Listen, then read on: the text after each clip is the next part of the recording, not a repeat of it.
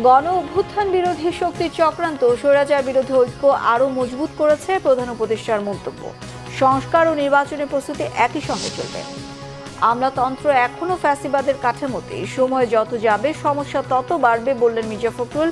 দেশের ভেতরে ভয়াবহ লুণ্ঠন হয়েছে দেবপ্রিয় ভট্টাচার্যের মন্তব্য। খালেদা জিয়া নির্বাচনে অংশ নেওয়া আইনি বাধা নিয়ে জানালেন অ্যাটর্নি জেনারেল। সাবেক প্রধান বিচারপতি খায়রুল হককে আইনের আওতায় আনার তাগিদ। সচিবালয়ে আগুনের ঘটনা তদন্তে ৮ সদস্যের কমিটির কাজ শুরু। আলামত সংগ্রহে সিআইডির ফরেনসিক ইউনিট।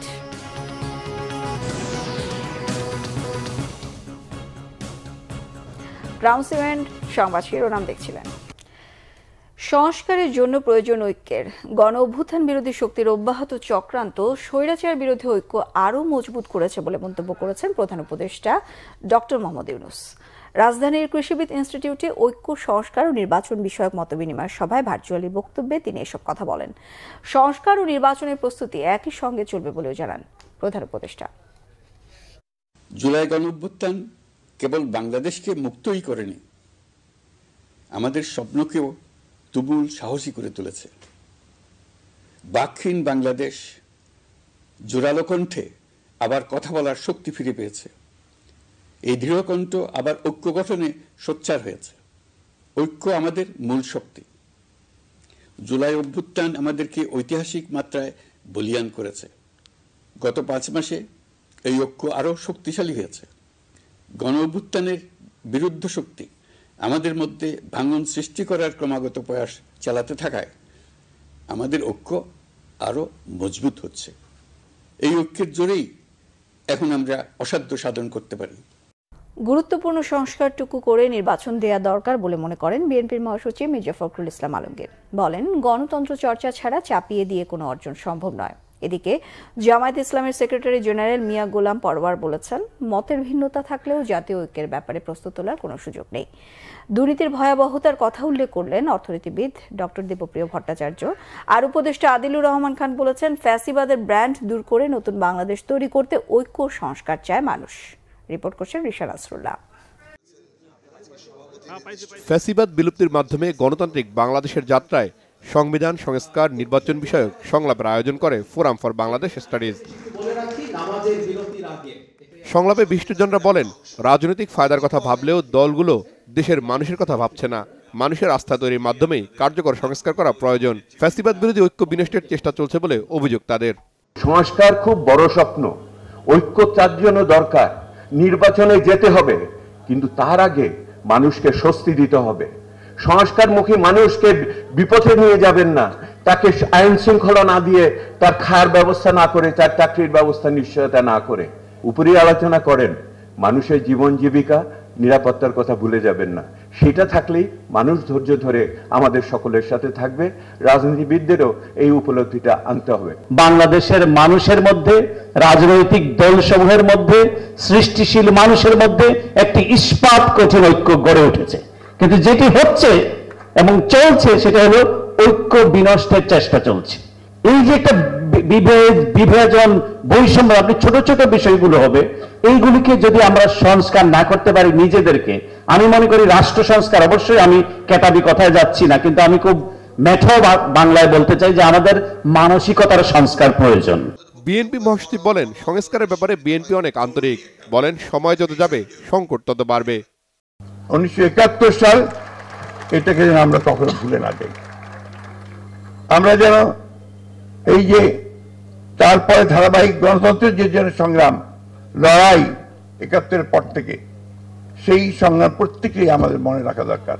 এবং সেই লড়াইয়ের মধ্যে দিয়ে আজকে আমরা ছাত্রদের ত্যাগের মধ্য দিয়ে, তাদের আত্মত্যাগের মধ্য দিয়ে আজকে আমরা এই জায়গায় এসে উপস্থিত হয়েছি। দলের পক্ষ থেকে আমরা সবসময়ই গণতন্ত্রের সংস্কারের পক্ষে, অর্থাৎ গণতন্ত্রে পৌঁছানোর জন্য প্রয়োজনীয় সংস্কার, তার আমরা পক্ষে। তার জন্য আমরা কাজ করেছি, করব ভবিষ্যতে। কিন্তু একই সঙ্গে আমরা মনে করি যে জনগণকে বাদ দিয়ে কোনো কিছু করাই, উপর থেকে আপনার চাপিয়ে দিয়ে কোনো কিছু করা যাবে না। সুতরাং আমরা সকলকে সঙ্গে নিয়ে সেই কাজগুলো করব। জামায়াতের সেক্রেটারি জেনারেল বলেন, সংস্কার এবং জাতীয় ঐক্যমতের ভিত্তি তৈরি হওয়া উচিত। জানান, কাঙ্ক্ষিত সংস্কারের পরেই জামায়াত নির্বাচন দেখতে চায়। আমি কমিশনের প্রধানদেরকে অনুরোধ করব, চিফ অ্যাডভাইজারের কাছে আমার এই মেসেজ দিতে চাই যে এগুলো উইদিন ডিসেম্বর হয়তো এসে যাবে, আসার পর এগুলোকে সর্ট আউট করে রাজনৈতিক দল এবং স্টেক হোল্ডারদের কাছ থেকে আসা সমস্ত সংস্কার এবং জাতীয় ঐক্যের দৃষ্টিতে যেগুলো কমন, অধিকাংশ ক্ষেত্রে যেগুলো মিল পাওয়া যাবে, সেগুলো নিয়ে আরেকটি পাবলিক ডায়ালগের ব্যবস্থা আপনারা করুন। সেখানে একটা জাতীয় ঐক্যমত তৈরি হতে পারে। রাষ্ট্রের সমস্ত অর্গান পলিটিসাইজ হয়েছে এবং করাপ্ট হয়েছে। এটা একটা অন্তর্বর্তীকালীন সরকারের পক্ষে সবকিছু সংস্কার করা সম্ভব নয়। It will take time. কিন্তু একটা সুষ্ঠু নির্বাচনের জন্য যে সংস্কারগুলো মিনিমাম প্রয়োজন সেগুলো সম্পন্ন করতে সুযোগ দিতে হবে। তারপরে একটা অবাধ, নিরপেক্ষ, ক্রেডিবল, ফ্রি এবং ফেয়ার একটা ইলেকশন সম্ভব। সেই নির্বাচন যুক্তিসঙ্গত সময়ের জন্য যতটুকু লাগে আমরা জামাত ইসলামী সেই সময় দিতে অন্তর্বর্তীকালীন সরকারের জন্য প্রস্তুত আছি।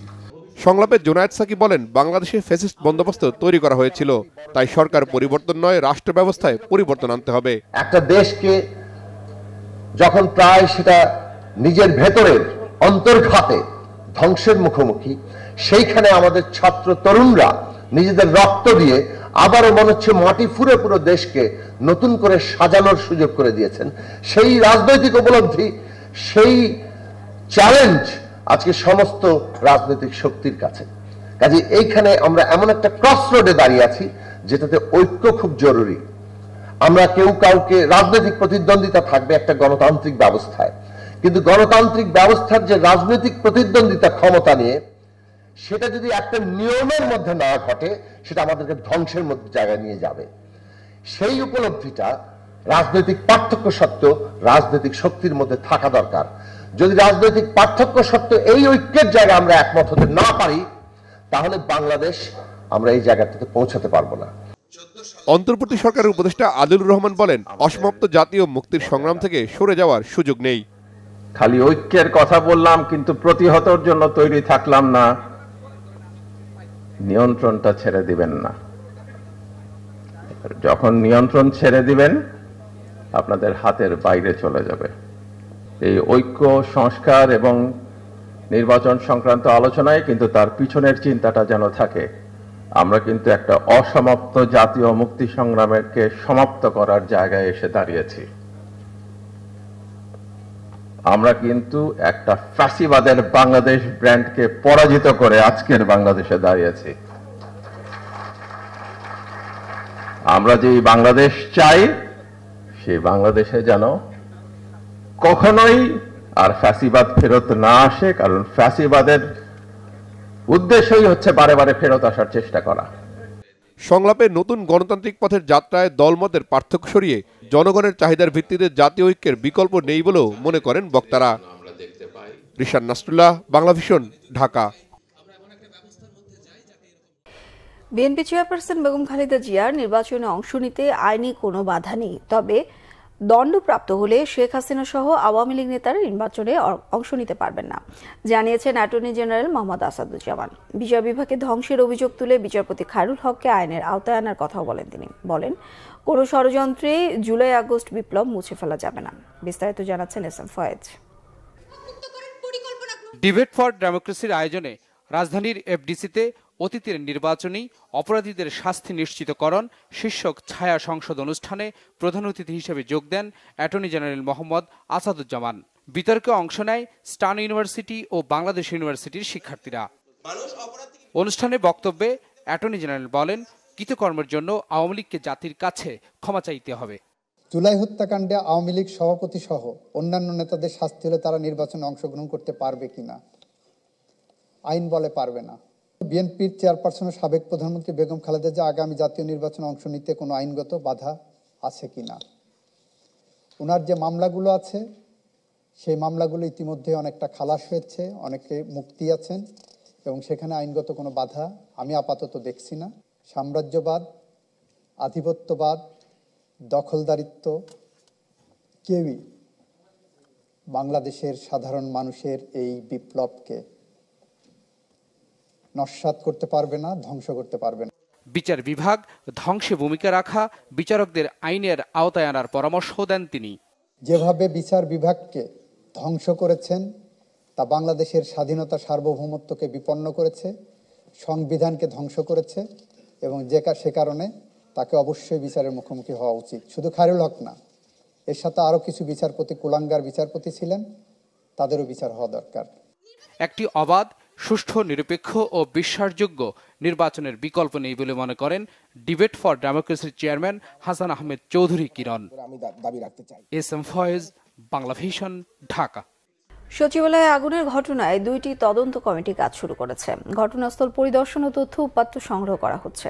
তদন্ত শেষ না হওয়া পর্যন্ত নিশ্চিত করে বলা যাচ্ছে না অগ্নিকাণ্ডের নাশকতার বিষয়টি, এমন তথ্য জানিয়েছেন ফায়ার সার্ভিস অ্যান্ড সিভিল ডিফেন্সের মহাপরিচালক ব্রিগেডিয়ার জেনারেল মোহাম্মদ জাহিদ কামাল।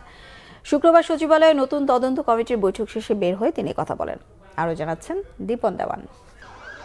সচিবালয়ে 7 নম্বর ভবনের 3 জায়গায় একই সময়ে আগুনের ঘটনা এই প্রথম, যদিও এই ভবনটিতে কোনো ধরনের অগ্নি ঝুঁকি ছিল না।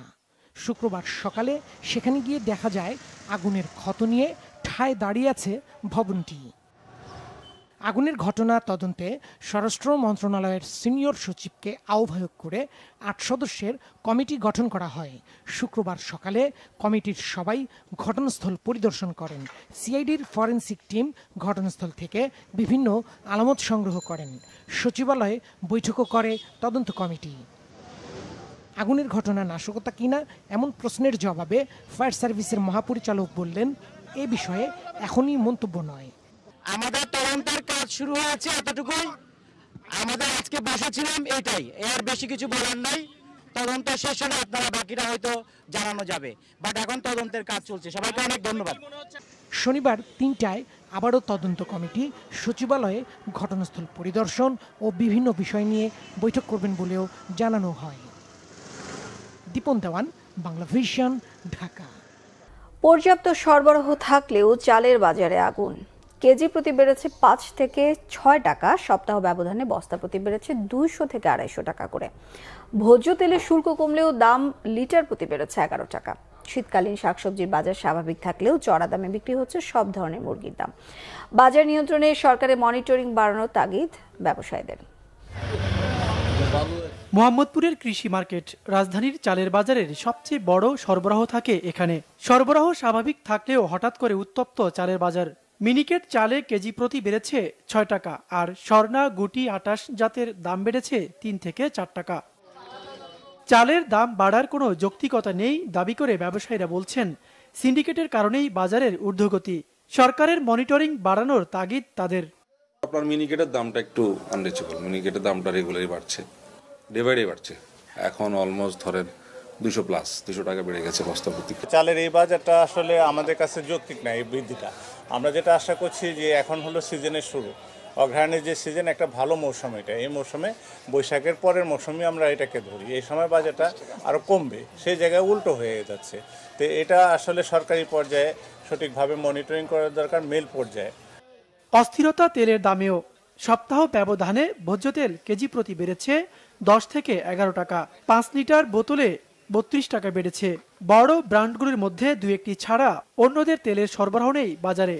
আগের থেকে প্রতি লিটারে বাড়ছে হইলো 11 টাকা করে। 5 লিটার ছিল 18 টাকা, এখন হইলো 852 টাকা। তেল তো 5 লিটার ছিল উনি 850, পরে আমি 5 লিটার নেইনি, পরে আমি 3 লিটার নিয়েছি আর কি, কারণ আমার ম্যানেজ করে তো চলতে হবে। ছুটির দিনে মৌসুমী শাকসবজির ভরপুর সরবরাহ, দামও নাগালের মধ্যে। কিন্তু পরিবারের সহজলভ্য আমিষের চাহিদা পূরণে মুরগির দাম বেশ বেড়েছে। ব্রয়লারে কেজি প্রতি বেড়েছে 20 টাকা, আর সোনালী মুরগিতে 30 টাকা। ব্রয়লার বাড়ছে 20 টাকা, সোনালী বাড়ছে কেজিতে, ক্লাসিক বাড়ছে 20 টাকা, অরিজিনাল সোনালীটা বাড়ছে 35 টাকা কেজিতে বেশি। তবে কমেছে ডিমের দাম, 5 টাকা কমে ডজন প্রতি বিক্রি হচ্ছে 130 থেকে 35 টাকায়। ওবায়দুল্লাহ মামুন, বাংলা ভিশন, ঢাকা। আগস্ট থেকে ডিসেম্বর এই 5 মাসের ছোট যাত্রায় নানা চড়াই উতরাই পেরোতে হয়েছে ডক্টর মোহাম্মদ ইউনূসের নেতৃত্বাধীন অন্তর্বর্তী সরকারকে। ভঙ্গুর অর্থনৈতিক কাঠামো পুনর্নির্মাণ, ফ্যাসিস্ট হাসিনা সরকারের বিচার, দেশের মানুষের পুঞ্জীভূত দাবি দেওয়ার আন্দোলন মোকাবেলা করতে হয়েছে এই সরকারকে। বছরের শেষান্তে নির্বাচনের আংশিক রোডম্যাপ ঘোষণা করলেও ভোট ব্যবস্থা মোর্চে ধরা রাজনীতি সংস্কার নিয়ে টানা পড়েছিল অন্তর্বর্তী সরকারের চলমান মেয়াদ জুড়েই। সরকারের এ পর্যন্তকার পথ চলার কথা তুলে ধরছেন রিশা নাসরুল্লাহ। ছাত্র জনতার গণ অভ্যুত্থানে 5 আগস্ট স্বৈরশাসক শেখ হাসিনার পতনের পর 8 আগস্ট যাত্রা শুরু করে অন্তর্বর্তী সরকার। নোবেল বিজয়ী অধ্যাপক ডক্টর মোহাম্মদ ইউনূসের নেতৃত্বে শপথ নেয় সরকারের উপদেষ্টা পরিষদ। যাত্রার শুরুতেই পুলিশ বাহিনীকে পুনর্গঠনের চেষ্টা শুরু হয়। চলতি বছরের ৯ আগস্ট দেশের ৩৬১টি থানার সীমিত কার্যক্রমের মধ্য দিয়ে সাধারণ মানুষের নিরাপত্তা নিশ্চিতে মাঠে ফেরে পুলিশ বাহিনী। পাশাপাশি পরিস্থিতি বিবেচনায় নির্বাহী ক্ষমতা দেওয়া হয় মাঠে থাকা সেনাবাহিনীকে। দায়িত্ব নেওয়ার প্রথম সপ্তাহে বিচারপতিদের অপসারণের দাবিতে ছাত্র আন্দোলন সামাল দিতে হয় সরকারকে। প্রধান বিচারপতির পদত্যাগে নতুন প্রধান বিচারপতি নিয়োগ দেওয়া হয়। চলতে থাকে ফ্যাসিস্ট সরকারের মন্ত্রী, সংসদ সদস্য ও প্রভাবশালী ব্যক্তিদের গ্রেপ্তার। জুলাই আগস্ট হত্যা ও ফ্যাসিবাদী কার্যক্রমের বিচারে আন্তর্জাতিক অপরাধ আদালতকে সংস্কার করে প্রস্তুত করা হয়। এইচএসসি পরীক্ষার ফলাফল নিয়ে ছাত্র আন্দোলন এবং আনসারদের চাকরি সরকারি করার আন্দোলন বেশ বড় একটি ধাক্কা দেয় সরকারকে। এসব আন্দোলনে পতিত আওয়ামী লীগ সরকারের ষড়যন্ত্রের তথ্য থাকা এবং শিক্ষার্থীদের উপর আনসারদের হামলার পর তা কঠোরভাবে মোকাবেলা করে অন্তর্বর্তী সরকার। তবে লাগাম টানা যায়নি দাবি দেওয়া আদায়ের আন্দোলনে। চিকিৎসকদের রাজপথে নামা, বিভিন্ন প্রতিষ্ঠান প্রধানদের পদত্যাগের দাবিতে রাজপথে সরব ছিল বেশ কিছু সংগঠন। চাকরির বয়সসীমা বৃদ্ধি, 7 কলেজের শিক্ষার্থীদের রাজপথে অবস্থান এবং সচিবালয় কেন্দ্রিক আমলাদের আন্দোলন বেশ চাপে ফেলে অন্তর্বর্তী সরকারকে। একই সময়ে মোকাবেলা করতে হয়েছে পল্লী বিদ্যুতের আন্দোলন এবং পার্বত্য এলাকার অস্থিরতাও।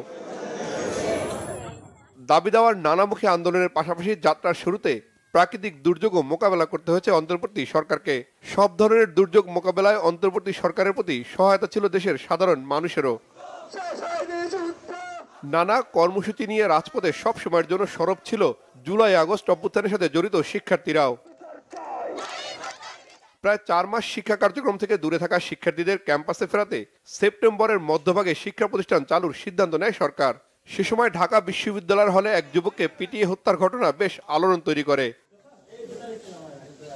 অন্তর্বর্তী সরকারের সবচেয়ে বেশি চ্যালেঞ্জ ছিল তৈরি পোশাক খাতকে ঘিরে দেশি বিদেশি ষড়যন্ত্র মোকাবেলা, হিন্দুত্ববাদী সংগঠন ইসকনের আন্দোলন প্রশমিত করার পাশাপাশি বাংলাদেশকে ঘিরে ভারতের অপপ্রচারকেও বেশ ভালোভাবেই সামাল দিয়েছে ইউনূস সরকার। শ্রমিক অস্থিরতা কমিয়ে উৎপাদনমুখী করা হয়েছে তৈরি পোশাক খাতকে। গত 5 মাসে কিছু সংস্কার কাজও করেছে অন্তর্বর্তী সরকার। নতুন বাংলাদেশ গঠনের স্লোগানে বেশ কয়েকটি সংস্কার কমিশন গঠন করা হয়। বিচার বিভাগ পুনর্গঠন, নতুন নির্বাচন কমিশনের পাশাপাশি বছরের শেষান্তে দুর্নীতি দমন কমিশনকেও কার্যকর করে সরকার। স্বল্প মেয়াদে রাজনৈতিক সংস্কারকে ঘিরে প্রধান উপদেষ্টার নেতৃত্বে দলগুলোর সাথে একাধিকবার আলোচনা অনুষ্ঠিত হয়েছে। সরকারের কাছে সংস্কারের নানা প্রস্তাব উপস্থাপন করে নির্বাচনের সুনির্দিষ্ট তারিখ দাবি ছিল দলগুলোর। সংস্কার আর নির্বাচন নিয়ে সরকার ও রাজনৈতিক দলের মধ্যে তৈরি হয় টানাপোড়েন। বিজয় দিবসে প্রধান উপদেষ্টার ভাষণে নির্বাচনের সম্ভাব্য সময়ের ঘোষণা এলেও তাতে পুরো সন্তুষ্ট নয় রাজনৈতিক দলগুলো। আয়োজন করার ব্যাপারে বরাবর আপনাদের কাছে মহাগণ অভ্যুত্থানের মধ্য দিয়ে গঠিত ডক্টর ইউনূস সরকারের কাঁধে শুধু দেশ পরিচালনা নয়, বর্তেছে সুন্দর বাংলাদেশ গড়ার পথরেখা তৈরির দায়িত্ব।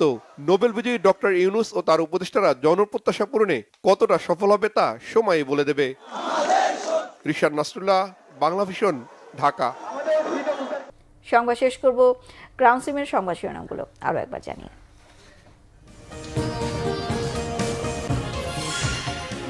গণ অভ্যুত্থান বিরোধী শক্তির চক্রান্ত স্বৈরাচার বিরোধী ঐক্য আরো মজবুত করেছে প্রধান উপদেষ্টার মন্তব্য। সংস্কার ও নির্বাচনের প্রস্তুতি একই সঙ্গে চলবে। আমলাতন্ত্র এখনো ফ্যাসিবাদের কাঠামোতে, সময় যত যাবে সমস্যা তত বাড়বে বললেন মির্জা ফখরুল। দেশের ভেতরে ভয়াবহ লুণ্ঠন হয়েছে দেবপ্রিয় ভট্টাচার্যের মন্তব্য। খালেদা জিয়া নির্বাচনে অংশ নেওয়া আইনি বাধা নেই জানালেন অ্যাটর্নি জেনারেল। সাবেক প্রধান বিচারপতি খায়রুল হককে আইনের আওতায় আনার তাগিদ। সচিবালয়ে আগুনের ঘটনা তদন্তে 8 সদস্যের কমিটির কাজ শুরু। আলামত সংগ্রহে সিআইডির ফরেনসিক ইউনিট।